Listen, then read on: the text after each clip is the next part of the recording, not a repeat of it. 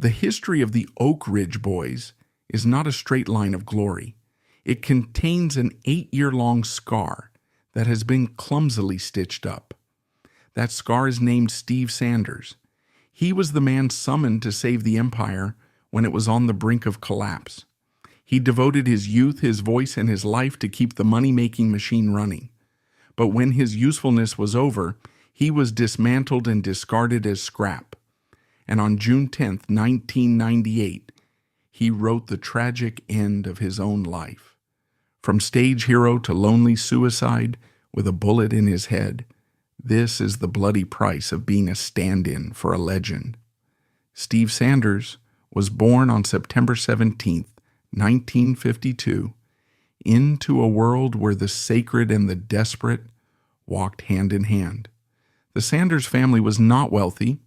They were working-class people trying to navigate the post-war South, but they quickly realized that they had something valuable in their house.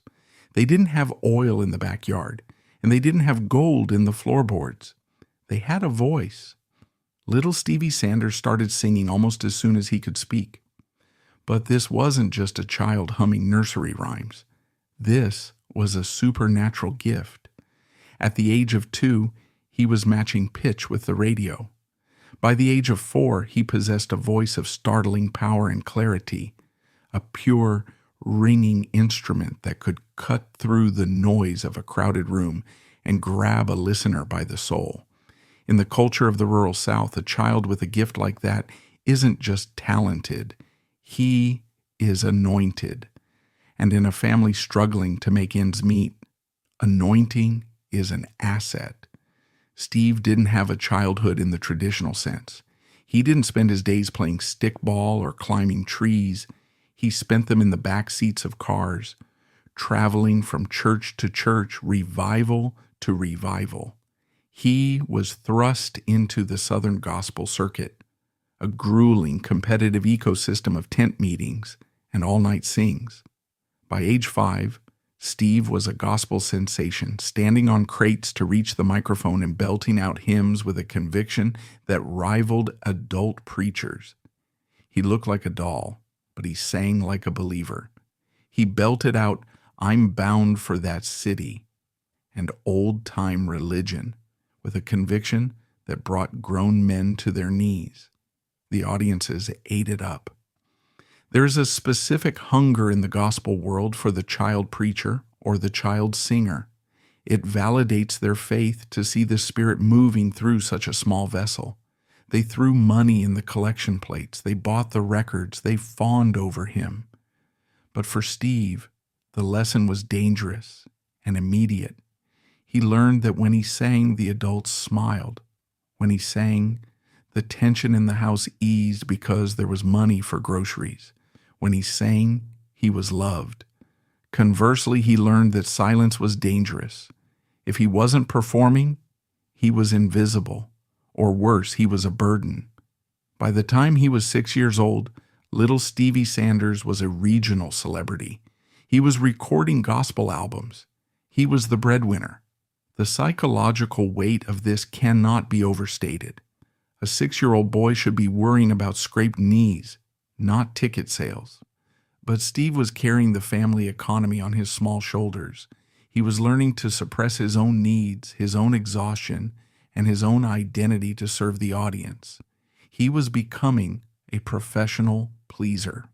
This early indoctrination into the business of music set the template for his entire life.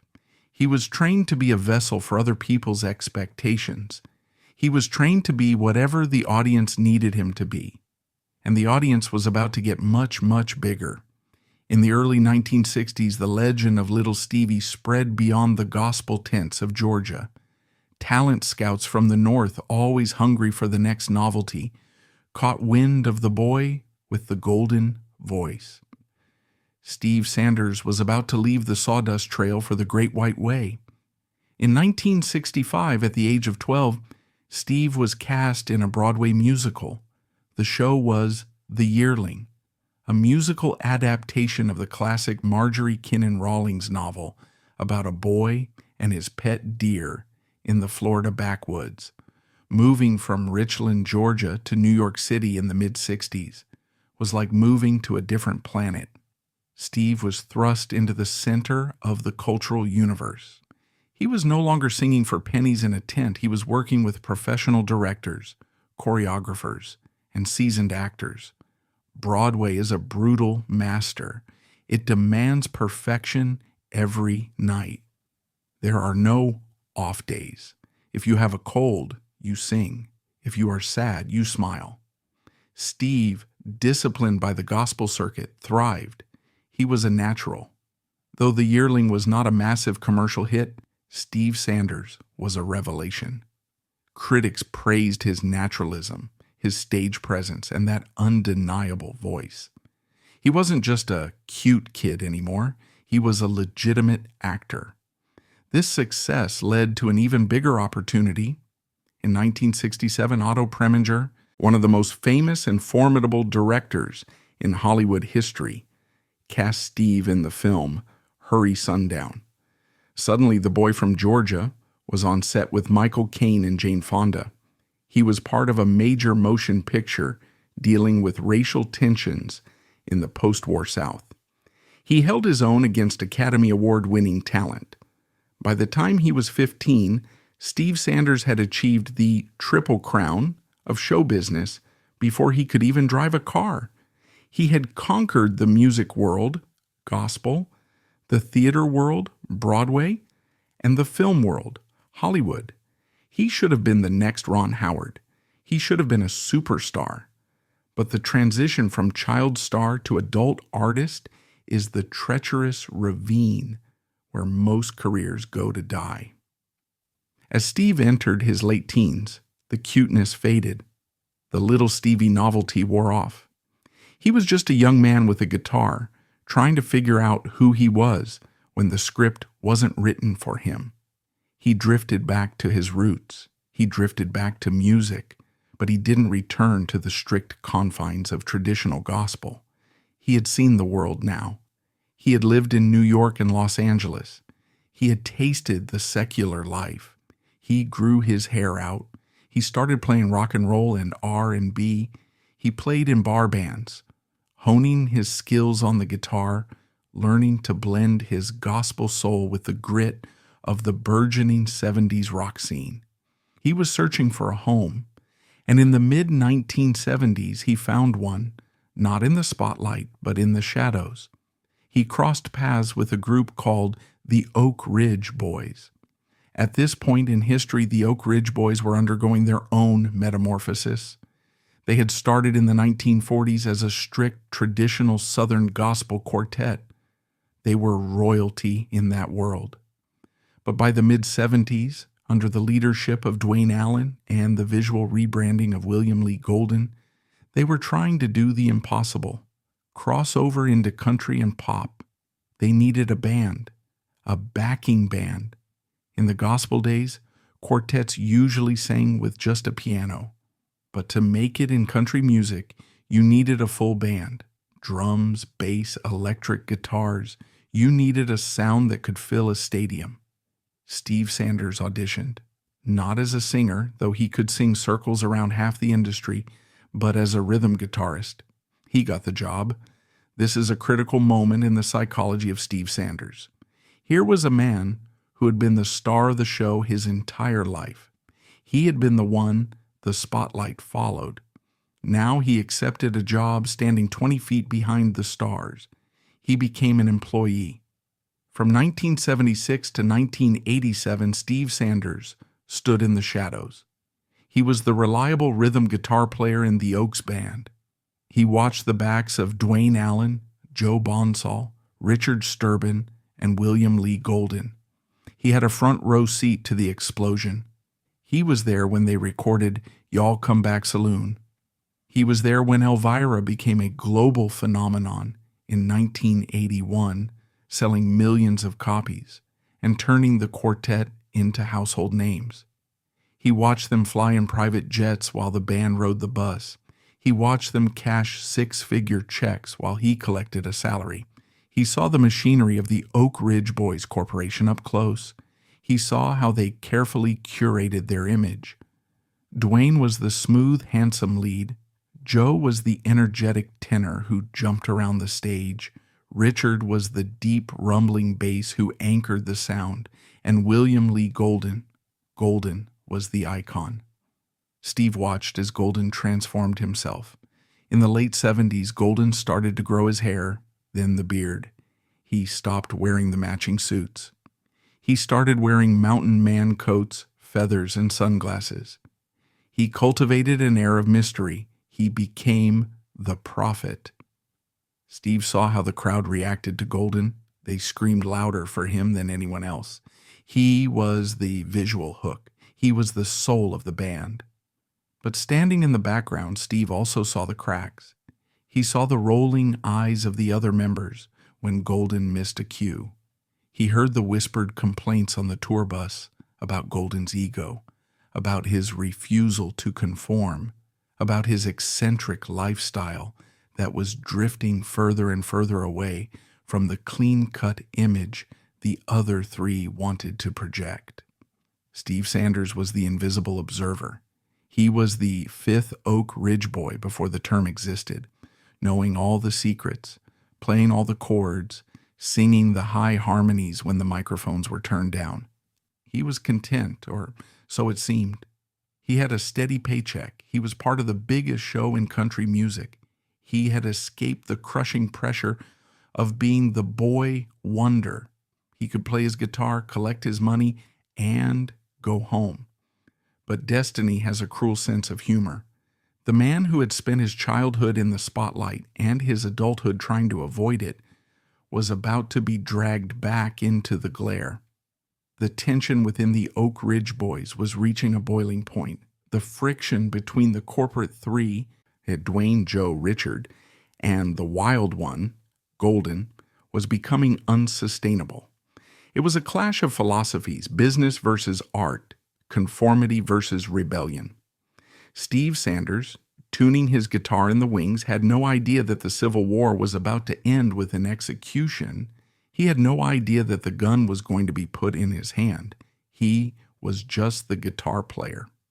Until the day the music stopped and the phone rang. The call wasn't to ask him to play a solo. The call was to ask him if he wanted to be king. But as Steve would learn in the Game of Thrones of Nashville, you don't accept a crown without inheriting the target on your back. The ghost of the Oak Ridge boys was about to be born, but first, the legend had to die.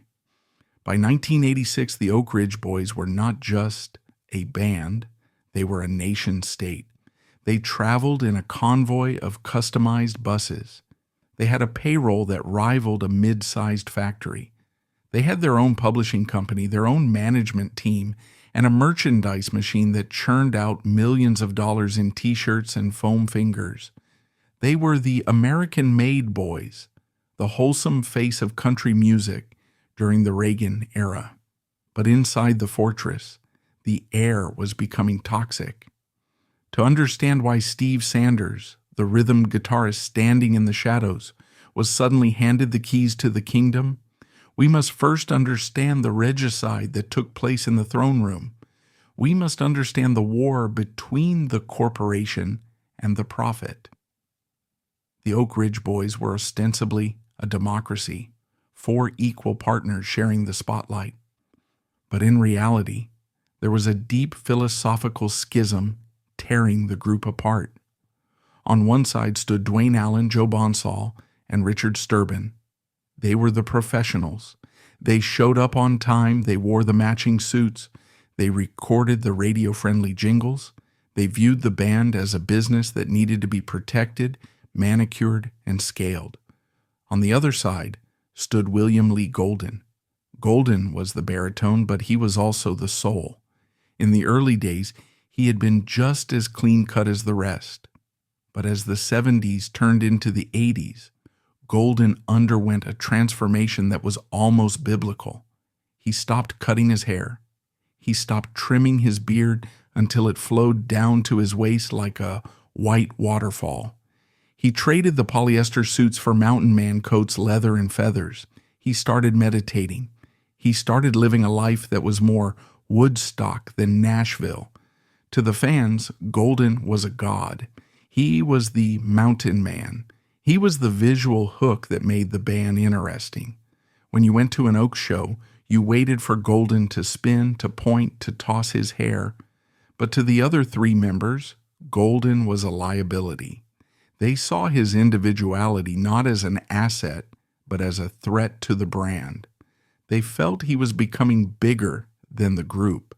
There were whispered arguments about his punctuality, about his refusal to participate in certain promotional stunts, about his lifestyle, which didn't fit the squeaky clean image they were trying to sell to corporate sponsors. The tension backstage was suffocating. By late 1986, the band was essentially traveling as two separate entities, the three and the one. They took separate buses, they stayed on separate floors of hotels, they only spoke when the stage lights came on. And standing in the middle of this Cold War, invisible to the public, but acutely aware of every snide comment and icy glare, was Steve Sanders. Steve was the perfect employee. He showed up, played his guitar, sang his harmonies, and collected his check. He was well liked by everyone. He was the neutral party, the Switzerland of the Oak Ridge Boys. But he was also watching a masterclass in corporate ruthlessness. He was watching how a brotherhood dissolves when money and ego are on the line. The explosion finally happened in the spring of 1987. It wasn't a shouting match in a dressing room. It was a strategic removal. The night of long knives in Nashville didn't happen with a knife. It happened with a lawyer's letter. Dwayne Allen, Joe Bonsall, and Richard Sturban made the decision. William Lee Golden had to go. The logic was purely business. They believed that Golden was dragging them down. They believed that if they cut him loose, they could streamline the image, return to a more polished sound, and extend the band's lifespan for another decade. They believed the brand, the Oak Ridge Boys, was strong enough to survive the loss of its most famous face. It was a gamble of staggering arrogance. In April 1987, the news broke. The Oak Ridge Boys had fired William Lee Golden. The reaction was nuclear. If you were a country music fan in 1987, this was akin to the Beatles firing Paul McCartney. The switchboards at radio stations lit up. Fans burned their records in driveways. Promoters called in a panic, threatening to cancel tours. The catchphrase, "No Golden, no Oakses," appeared on homemade signs at concerts. The band was staring into the abyss. They had cut off their own head. They had a tour booked, millions of dollars in contracts on the line, and a gaping hole on stage right where the mountain man used to stand. They needed a body, and not just any body. They needed someone who could sing the baritone parts, someone who looked good, someone who was professional, and most importantly, someone who wouldn't rock the boat. They didn't want another star. They wanted a soldier. They looked at the back of the stage, and they saw Steve Sanders. For Steve, the offer must have felt like a fever dream. One minute he was the rhythm guitarist, happy to be out of the limelight. The next, he was being asked to step into the most pressurized role in country music history. This is the moment where the tragedy truly takes root. Because Steve said yes. Why? Why would a man who had spent his adult life running away from the pressure of stardom step directly into the firing line? Perhaps it was the money. The salary of a full member was astronomical compared to a backing musician. Perhaps it was the ego, the old little Stevie prodigy waking up and craving the applause again. Or perhaps it was simply loyalty. These men were his friends. They were in trouble. They asked him for help. Whatever the reason, Steve Sanders stepped forward. He put down his guitar. He shaved his face clean. He put on the suit. And he walked into the lion's den. The transition was jarring. Overnight, Steve went from being the invisible man to being the most scrutinized man in Nashville. He wasn't just joining a band, he was replacing a legend. The first few shows were terrifying. Imagine walking onto a stage in front of 10,000 people who are actively angry that you are there. Steve would walk out and he would hear the boos. He would see the signs. Where is the beard? Bring back Golden. Most performers would have crumbled, but Steve Sanders was forged in the fire of the gospel circuit. He knew how to win a crowd. He knew that if he let them see him sweat, he was dead. So he smiled, that wide, blinding, charismatic smile, and he sang. And that is when the narrative began to shift. Because here is the uncomfortable truth that the no Golden partisans didn't want to admit. Steve Sanders was better. Technically speaking, Steve brought a vocal precision that William Lee Golden lacked. Golden had a character voice, raspy, limited in range, full of vibe, but short on precision. Steve Sanders had a Broadway-trained instrument. He had range, he had power. He had a soulful R and B inflected delivery that was modern and electric. When Steve sang the baritone lines, the harmonies locked in a way they hadn't in years. The sound was tighter, it was punchier. The band felt it immediately. Dwayne, Joe, and Richard realized they had struck gold, not the bearded kind, but the vocal kind. They had traded a mascot for a musician. They rushed into the studio to record a new album. They needed to prove to the world and to themselves that the Oak Ridge Boys were not dead. The result was the album Monongahela, and it was a masterpiece of commercial country pop. Released in 1987, right in the teeth of the backlash, the album should have flopped. But the lead single, a song called Gonna Take a Lot of River, did something unexpected. It rocketed up the charts. It hit #1. It was a vindication. It was a miracle. The song didn't sound like the old Elvira Oak Ridge Boys. It sounded fresh. It drove hard. And Steve's voice was right there in the mix, adding a texture that was undeniably compelling. They followed it up with No Matter How High, another smash hit that went to #1 in both the US and Canada. The gamble had paid off. The fans stopped booing. They started cheering for Steve. They loved his energy. They loved that he moved around the stage. They loved that he looked like a movie star, bringing a youthful sex appeal to a band of aging men. This period marked a deceptive peak in Steve's career. While he enjoyed immense success, it masked the underlying instability of his position within the group.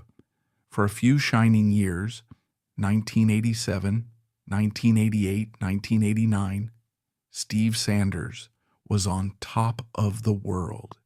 He was a full member of one of the biggest bands in history. He was making millions.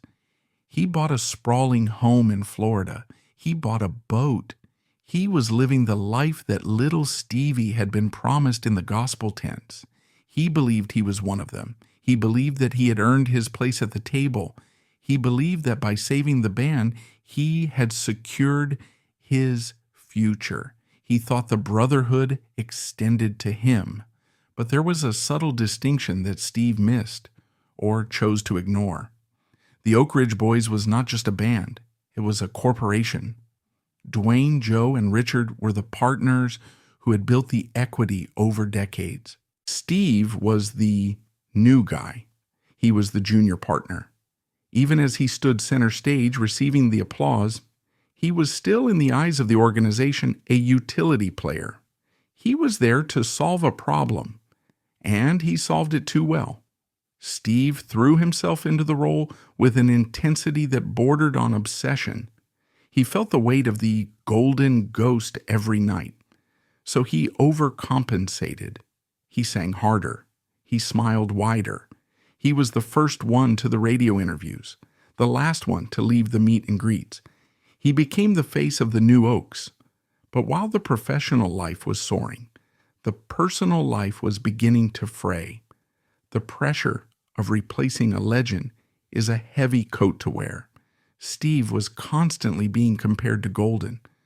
In interviews, reporters would ask, "Do you feel guilty taking his spot? Have you spoken to William Lee?" Do you think the fans have really accepted you? He had to answer these questions with grace, night after night. He had to be humble. He had to be deferential. He had to play the role of the lucky kid who was just happy to be there. But inside, a resentment was brewing. He wasn't a kid. He was a 35-year-old veteran who had been on Broadway. He was the one hitting the high notes. He was the one saving their careers. Why did he have to apologize for his existence? And then the demons of his past began to whisper. Steve had always been a pleaser. Since he was 5 years old, his survival mechanism was to make people happy. If the audience is happy, I'm safe. If the band is happy, I'm safe. But pleasing requires energy. It drains the soul. To cope with the adrenaline of the shows and the anxiety of the imposter syndrome, Steve began to lean on crutches.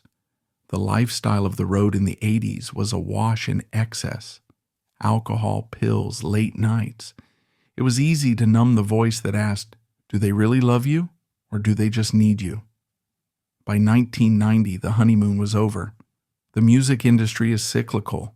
The new traditionalist wave of Randy Travis and George Strait was cresting. And then a tornado named Garth Brooks touched down in Oklahoma and tore up the rulebook. Almost overnight, the landscape changed.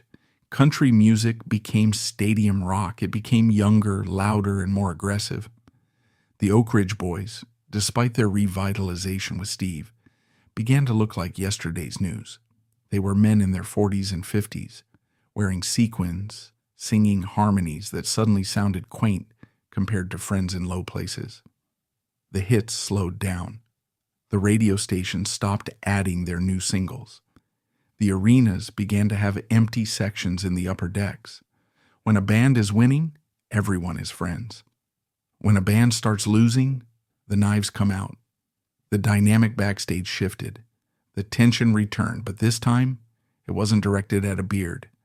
It was directed at the new guy. Steve began to feel the chill. He wasn't the savior anymore.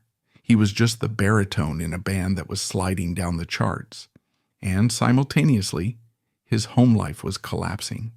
Steve had married his second wife, Janet Riggins, during the high times, but his first marriage to Mary Milburn was a wreckage that refused to sink. A legal war erupted between Steve and his ex-wife. It was nasty. It was public. It was expensive. Lawsuits regarding child support and alimony began to pile up. Steve was being dragged into depositions between tour dates. His wages were being garnished.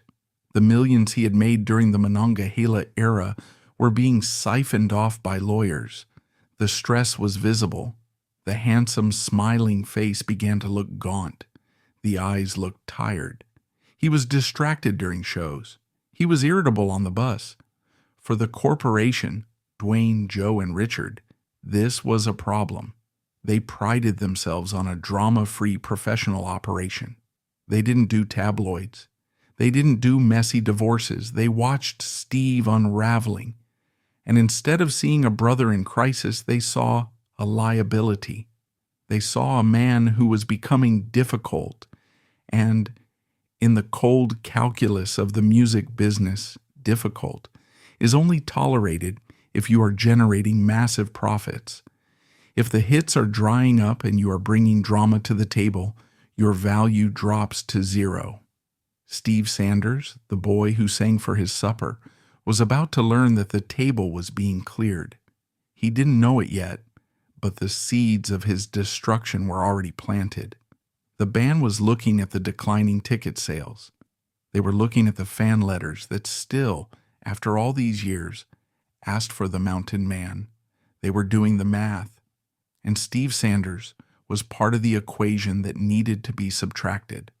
The false dawn was ending. The long night was about to begin. The year was 1991. The industry shift that had begun the year prior was now absolute. The new guard had taken over, and the Oak Ridge Boys were officially legacy acts. The phone at the booking agency stopped ringing for arenas and started ringing for state fairs. For Dwayne, Joe, and Richard, the corporation, this was a manageable dip. They had deep pockets and a 30-year legacy. But for Steve Sanders, this was a catastrophe. He was the new money.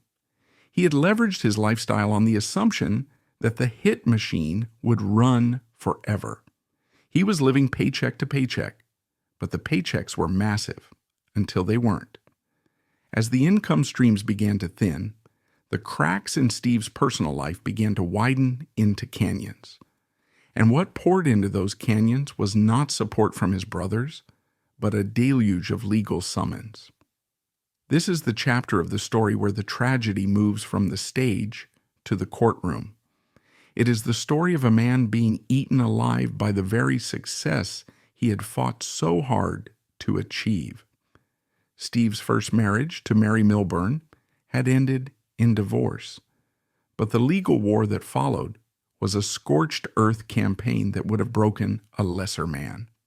It wasn't just a disagreement over assets, it was a relentless, grinding siege. Steve found himself trapped in a labyrinth of litigation. There were disputes over alimony, disputes over child support, disputes over custody. Every time he came off the road, there was a process server waiting.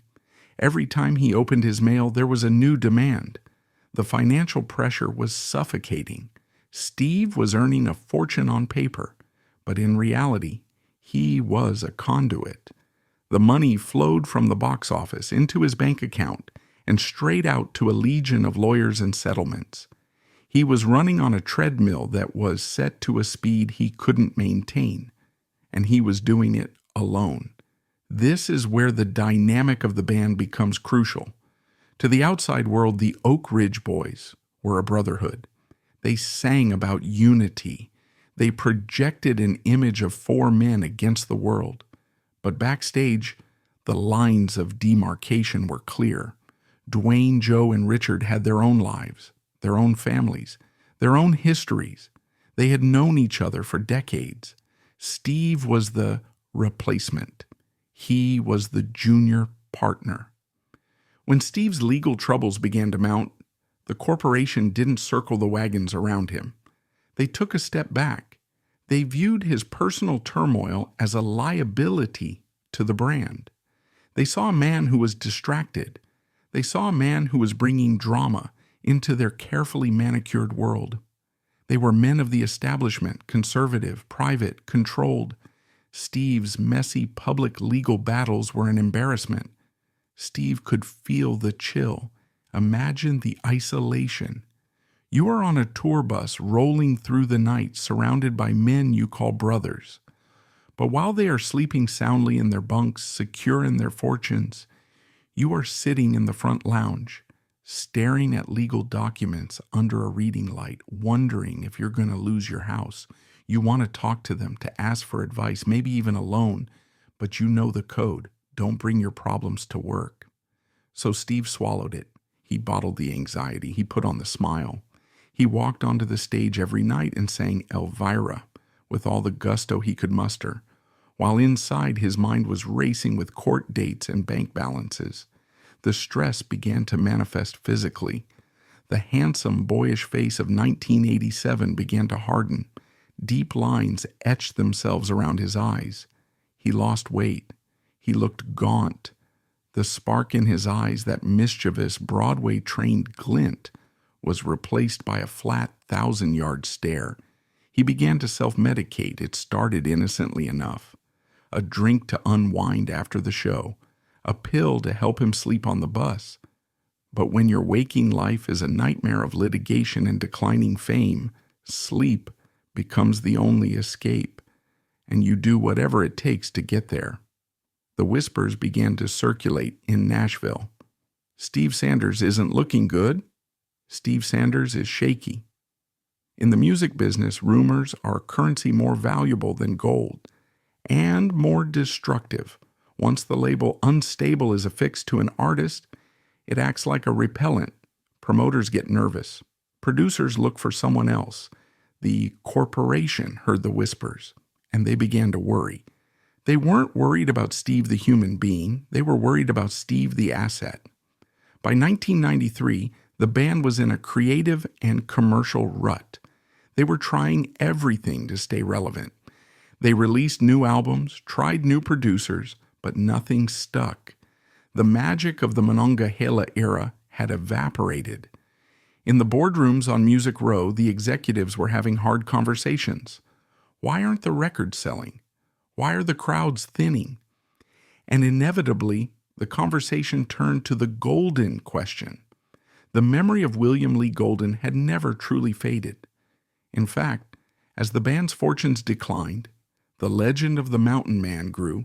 Absence makes the heart grow fonder, and 6 years of absence had turned Golden into a mythical figure. Fans began to romanticize the old days. Remember when they had the beard? Remember when they were dangerous? The current lineup, clean-shaven, corporate aging, looked bland in comparison. Steve Sanders, for all his talent, was seen as part of the corporate version of the band. He was the symbol of the era where they tried to be pop stars. Now that the pop era was over, he was a relic of a failed experiment. Steve felt the shift. He was a creature of the stage. He knew how to read an audience. He saw the empty seats. He saw the lack of enthusiasm when he stepped forward to sing his solos. He began to suffer from a profound imposter syndrome. Despite the #1 hits, despite the millions of records sold with his voice on them, he felt like a fraud. He felt like he was squatting in someone else's house. He knew deep down that the applause had never really been for him. It was for the idea of the Oak Ridge Boys. And now that the idea was fading, he was the first thing they would sacrifice. His behavior became more erratic. There were nights when he was brilliant, channeling the old Broadway energy. But there were nights when he was distant, going through the motions, his eyes dead. He clashed with the management. He pushed back against the grueling schedule. He argued that they needed a break, that he needed time to sort out his life. But the machine doesn't take breaks. The machine needs to feed. The corporation viewed his request for time off not as a plea for help, but as a lack of work ethic.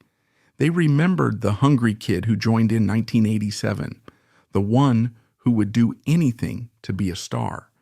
Where was that guy? They didn't understand that that guy had been eaten alive by the legal system and the crushing weight of their own expectations. The turning point came in 1995. The band was facing a crossroads. Their contract with RCA was ending. They were shopping for a new deal, trying to find a label that still believed in them.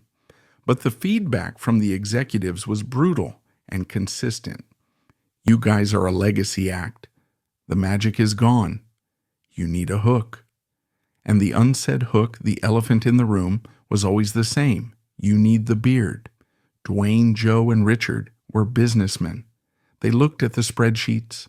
They looked at the declining revenue.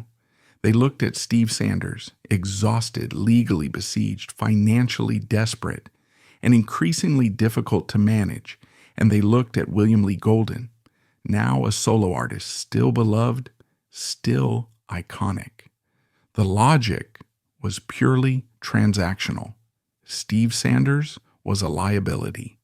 William Lee Golden was an asset. It didn't matter that Steve had saved them in 1987.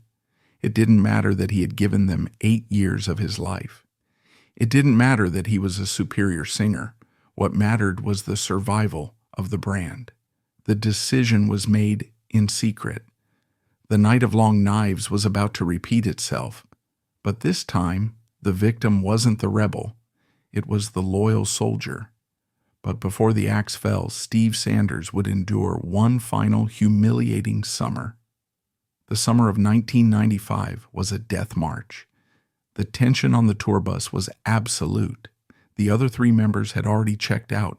They were making plans for the future, a future that didn't include Steve. They stopped engaging with him. They stopped inviting him to dinner. They stopped joking with him in the dressing room. Steve was isolated. on an island of indifference. He knew something was wrong. He could smell it. But he was trapped. He needed the money. He had lawyers to pay. He had a mortgage. He couldn't quit.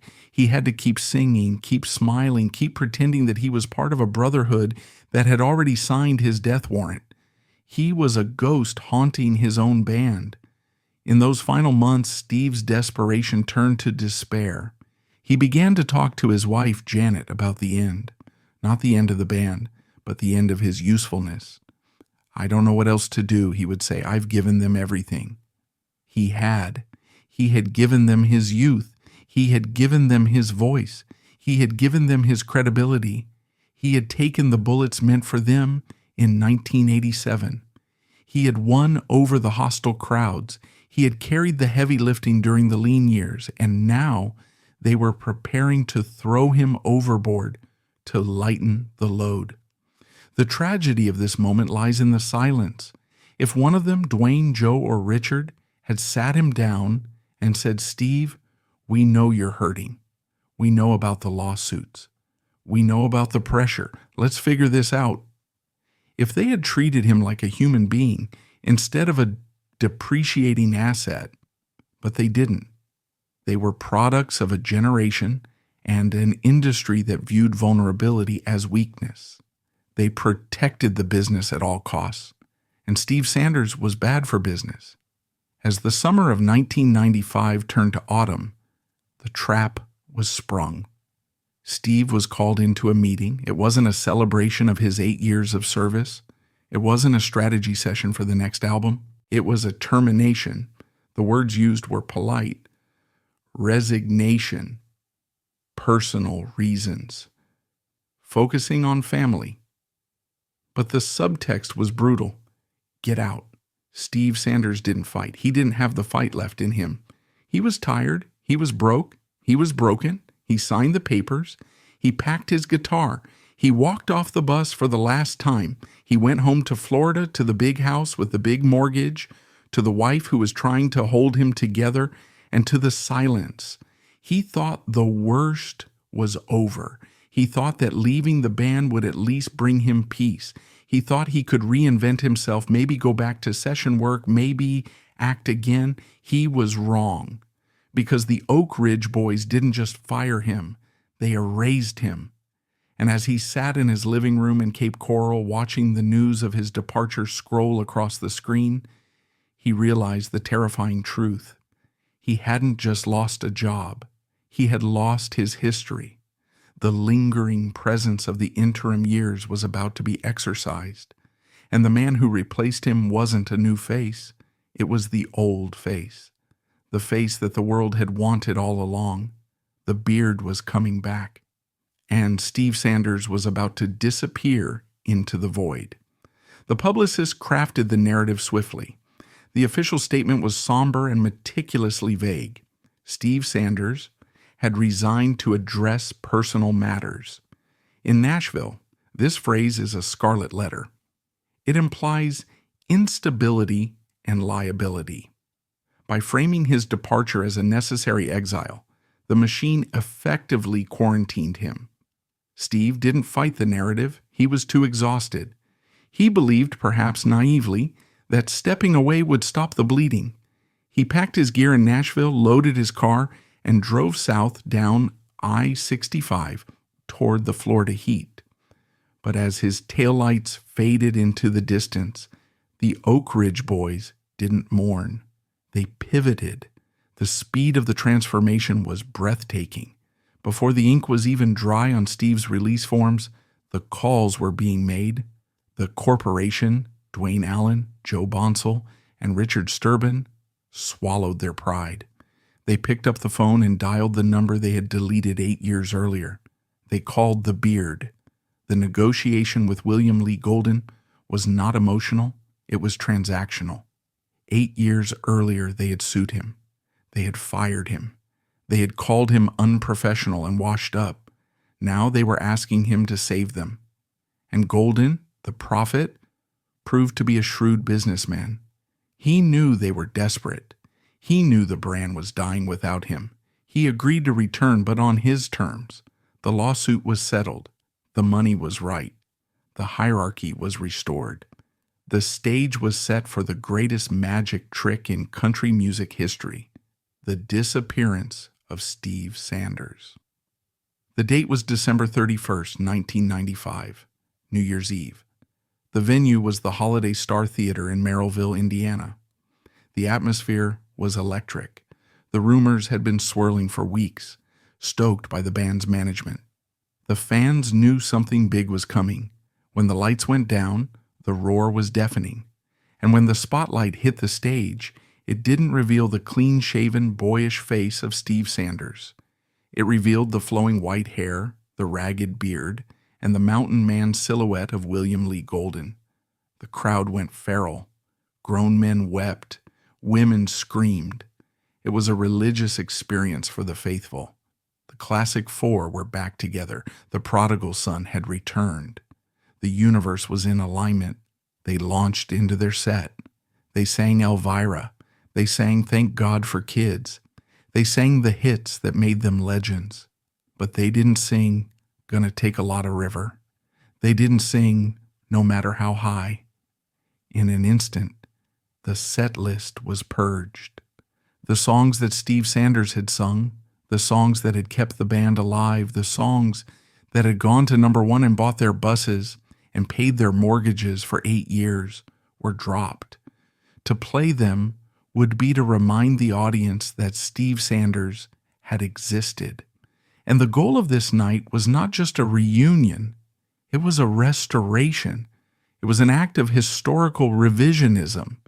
The message was clear. The anomaly is over. The true Oak Ridge Boys are back. Everything in between was just a bad dream. Imagine being Steve Sanders on that night.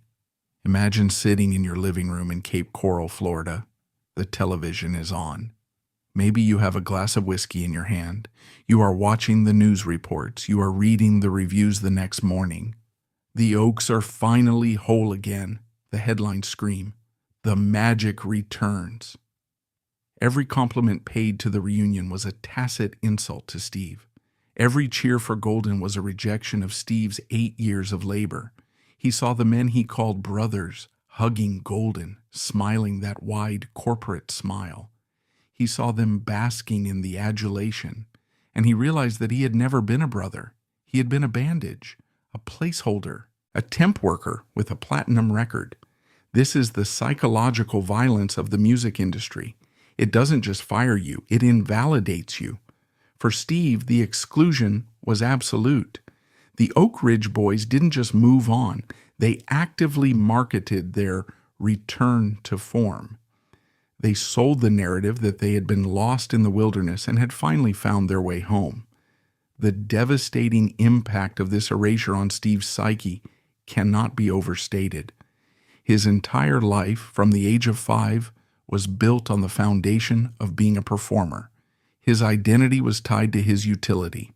I sing, therefore I am. Now, the biggest entity in his life was telling the world that his singing didn't matter, that his era was a mistake. In 1996, the phone in Cape Coral didn't ring. Steve waited. He expected calls from producers. He expected calls from other bands. After all, he was a world-class talent. He had range. He had experience. He had the resume. But the spin had done its work. The whispers in Nashville had curdled into facts. Steve Sanders was trouble. He was sued by everyone. He was unstable. No one wanted to hire the guy who got fired from the nicest band in country music. If the Oak Ridge Boys, those wholesome, gospel-singing gentlemen, couldn't handle him, who could? Steve found himself blacklisted. Not officially, but culturally. He tried to keep busy. He set up a small studio in his home. He tinkered with songs. He talked about recording a solo album. But the spark was gone. The confidence that had carried him from Broadway to Nashville had been shattered. And without the massive income from the Oak Ridge Boys, the financial walls began to close in. The lawsuits with his ex-wife, Mary, didn't stop just because he lost his job. The court system doesn't care about your career trajectory. The alimony payments were still due, the child support was still due, the legal fees were compounding daily. Steve burned through his savings, he burned through his investments. The big house in Cape Coral, once a symbol of his triumph, became a prison of debt. He began to sell things, equipment, guitars, memorabilia. It is the tragic yard sale of a fallen star, selling the tools of your trade just to keep the lights on. His wife Janet watched this descent with growing terror. She saw the man she loved withering away. Steve, who used to be the life of the party, the man with the quick wit and the easy laugh, became a ghost in his own home. He would spend days staring at the ocean. He would spend nights pacing the floor. He began to obsess over the betrayal. He couldn't let it go. He talked about it constantly. How could they? After everything I did. It wasn't just the money. It was the lack of acknowledgement. He wanted someone, anyone, from the organization to say, "Steve, you were great. We couldn't have done it without you." But the Oak Ridge Boys were busy. They were on tour. They were selling out arenas again with Golden. They were releasing new albums. They were riding the wave of nostalgia. They didn't look back. You don't look back at the bridge you burned while you're driving the new car. By 1997, Steve Sanders was unrecognizable. The clean-cut, handsome star of 1988 was gone. In his place was a man aged by stress, bloated by alcohol, and haunted by resentment. He felt the shame of the has-been. In America, we love a success story, but we despise a failure, and we treat a fallen star with a mixture of pity and contempt. Steve felt that gaze every time he went to the grocery store.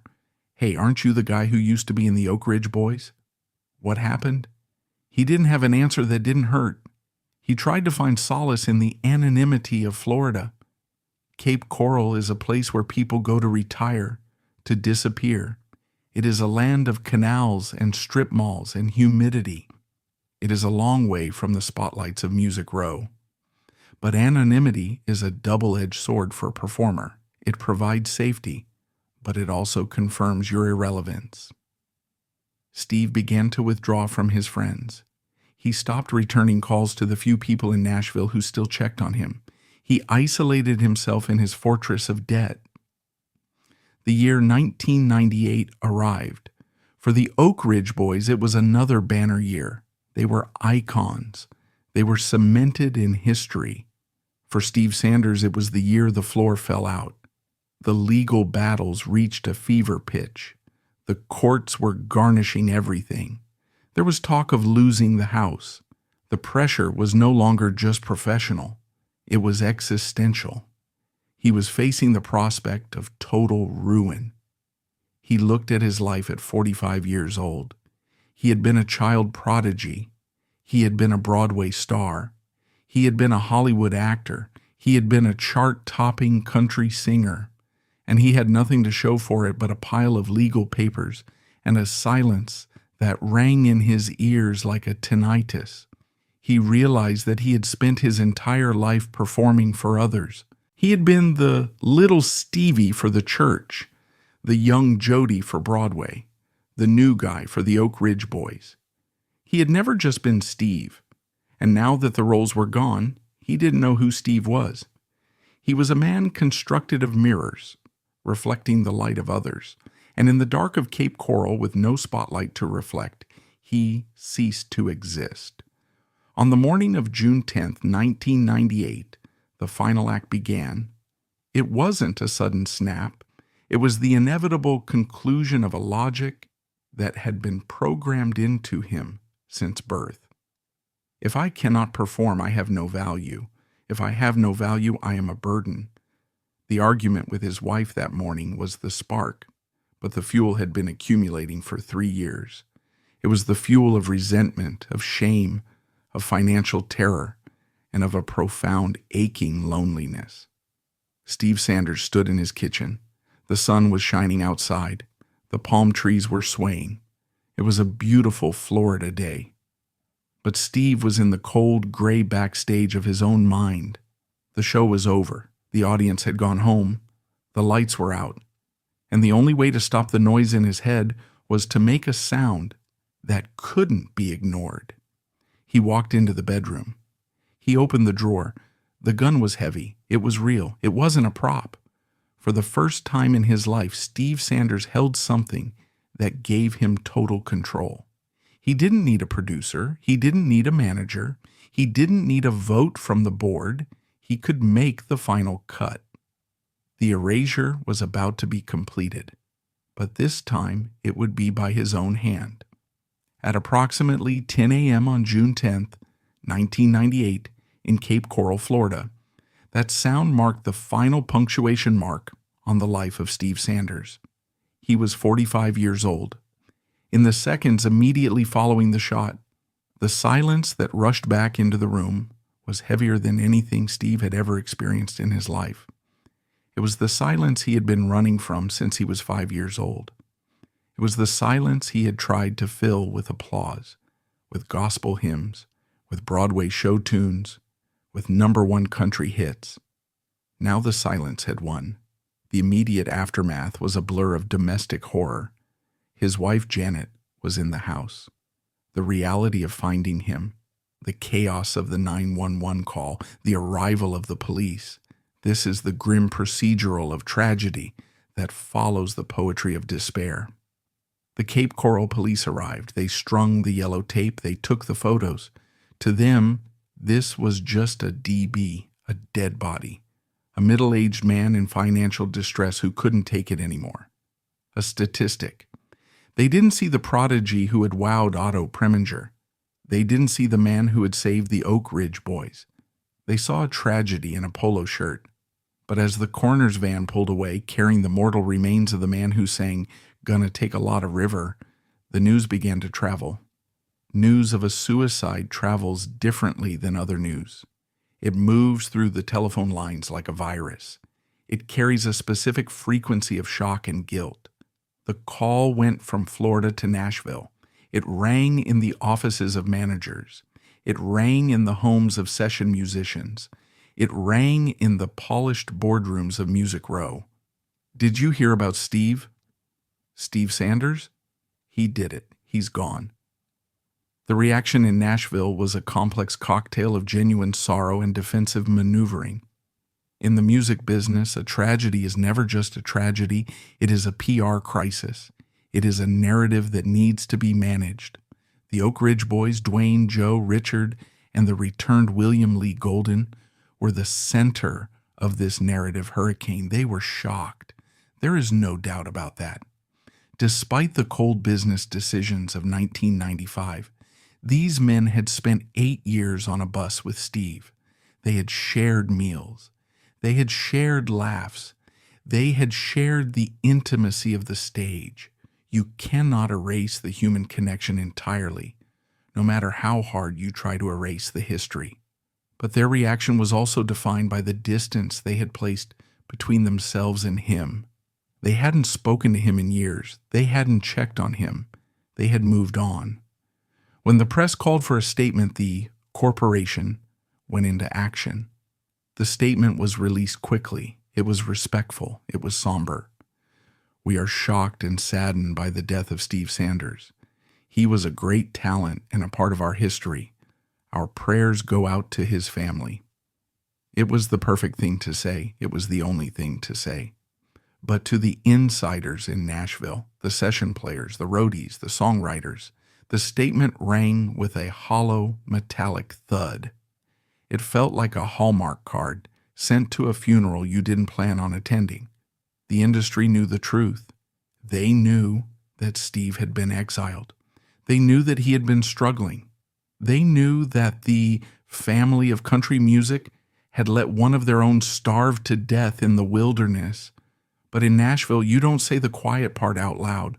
You don't point fingers at the legends. You bow your head, you say, "What a tragedy," and you go back to work. And that is exactly what happened. The machinery of the Oak Ridge boys did not stop. It didn't even pause. They had a schedule. They had tickets sold. The show must go on. This is the most brutal aspect of the entertainment industry. It is indifferent to death. When Keith Whitley died, the radio kept playing. When Steve Sanders died, the tour bus kept rolling. The media coverage of Steve's death was a masterclass in reductionism. The newspapers and the television reports needed a simple story. They couldn't explain the complex dynamics of the band's internal politics. They couldn't explain the nuances of the no Golden era.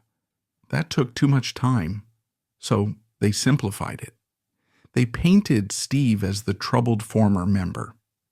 The headlines focused on two things: his suicide and his legal battles with his ex-wife. They framed the narrative as a domestic tragedy, a man broken by a bitter divorce and financial ruin.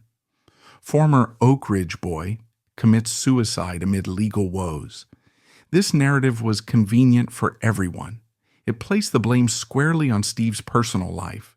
It made the villain his ex-wife, Mary Milbourne. It made the villain the court system.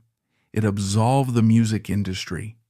It suggested that Steve's fall was entirely self-inflicted, or the result of a toxic marriage. It ignored the fact that his identity had been stripped from him by the very industry that was now writing his obituary. It ignored the fact that he died not just because he was broke, but because he was erased. The nuance of his 8-year tenure as the savior of the band was lost. He was reduced to a footnote, a trivia question with a tragic ending. The funeral arrangements were quiet. There was no televised memorial at the Ryman Auditorium. There was no star-studded tribute concert. Steve Sanders died broke. The millions he had generated for the Oak Ridge Boys were gone, siphoned off by the machine and the lawyers. His memorial service in Florida was a somber, modest affair. Friends and family gathered. Janet, his widow, was left to pick up the pieces of a life shattered by violence. Did the Oak Ridge Boys attend? Reports vary on the specifics of who was where, but the prevailing image is one of absence. The brothers were not pallbearers. They were not standing by the graveside weeping for the man who had sung beside them. They sent flowers. They sent condolences. But physically, they were miles away, both geographically and emotionally. They were in the middle of their revival. They were basking in the glow of the golden reunion. To stand by Steve's grave would be to acknowledge the shadow, and they were in the business of light. There is a profound cruelty in dying while your replacement is living your life. As Steve was being laid to rest, William Lee Golden was singing the baritone parts. He was wearing the coat. He was hearing the cheers. The audience was happy. The promoters were happy. The bank accounts were full. The universe had corrected itself. The anomaly of Steve Sanders had been resolved. For the fans, the death of Steve Sanders was a moment of confusion. Many of them had moved on, swept up in the excitement of Golden's return. When they heard the news, they felt a pang of guilt. Oh, yeah, Steve, he was good. That's sad. But then the radio would play Elvira, and the sadness would pass. This is the power of the Legacy Act. The Oak Ridge Boys had successfully positioned themselves as timeless icons. Steve Sanders was a timestamp. He belonged to a specific era, the late 80s, the Monongahela years, that was now out of fashion. He was like a hairstyle from 1988. You look back at photos and you say, what were we thinking? And then you put the photo away. But for the people who really knew Steve, the musicians, the crew, the people who saw him off stage, the grief was different. It was angry. They remembered the guy who bought dinner for the crew. They remembered the guy who would stay late to sign autographs for a kid in a wheelchair. They remembered the incredible talent, the voice that could do anything. They saw his death not as a personal tragedy, but as a systemic failure. They saw how the industry uses people, how it squeezes the juice out of the orange and throws away the rind. Steve was the rind. In the weeks following the suicide, the whispers in Nashville grew darker. There were discussions about the pressure of the business, about the lack of support for artists who fall on hard times. But nothing changed. There were no new safety nets created. No Steve Sanders Act passed to protect musicians from predatory management or brutal firing practices. The industry did what it always does. It metabolized the tragedy and moved on. The Oak Ridge Boys continued their tour. They never spoke ill of Steve. In fact, when asked, they always praised him. Joe Bonsall, the tenor and the band's spokesman, would often say, "Steve was a great singer. He saved us at a difficult time." But the praise always felt like an epitaph. It was past tense. It was a closed book. The Oak Ridge Boys understood branding better than anyone.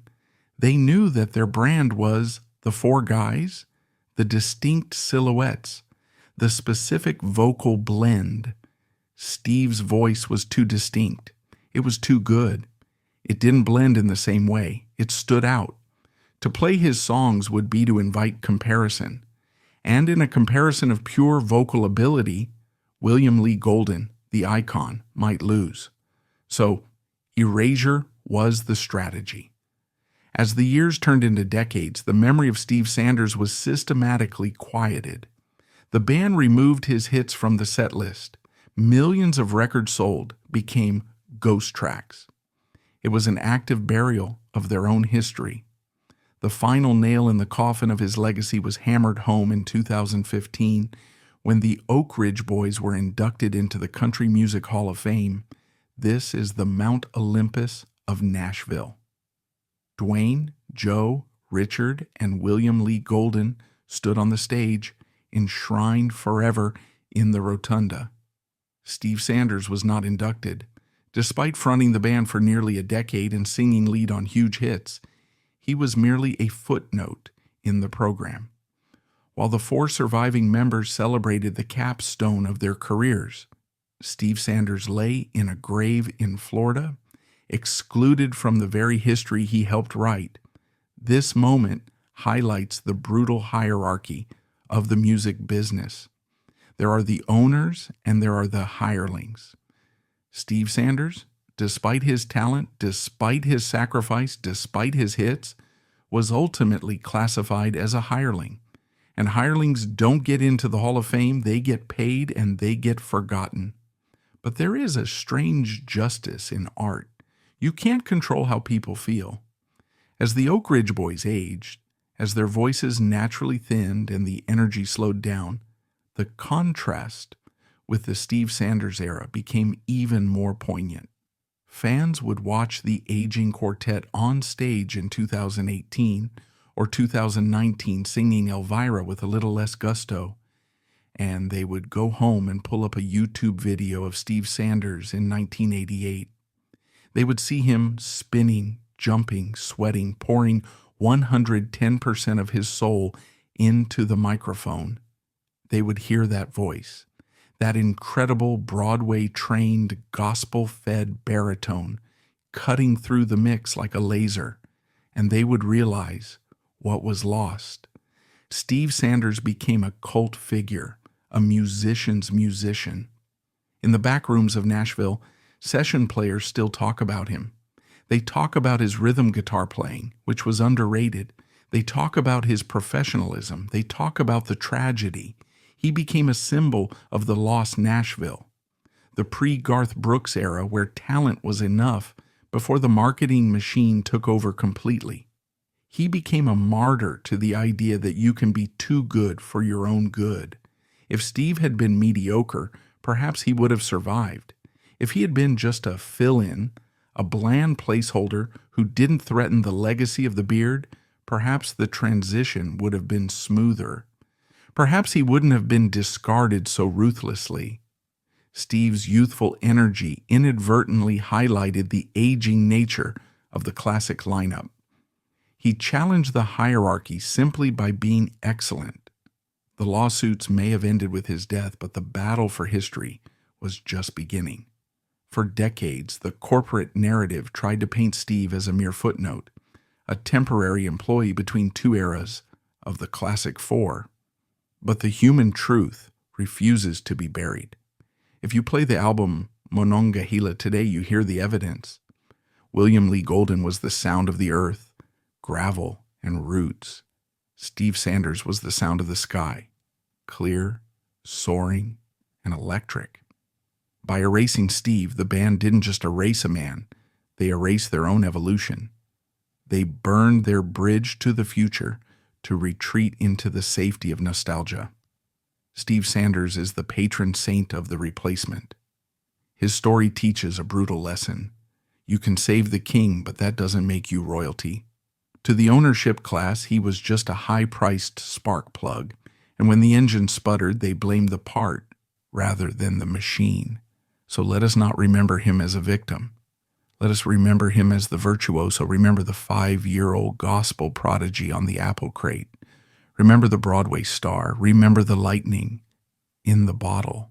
The house in Cape Coral is silent now, but if you listen closely to the static between the stations, you can still hear him. He is the fifth ghost. He is the man who saved the empire and was buried in the foundation. And as long as the music plays, he can never truly be erased.